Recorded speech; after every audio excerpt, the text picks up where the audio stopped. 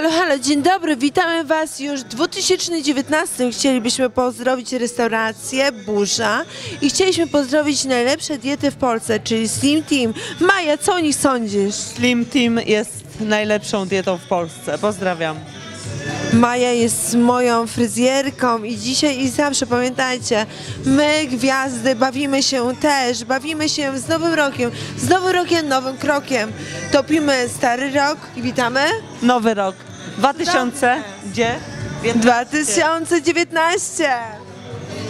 Buziaczki dla Was, kochani, buziaczki, pozdrawiamy.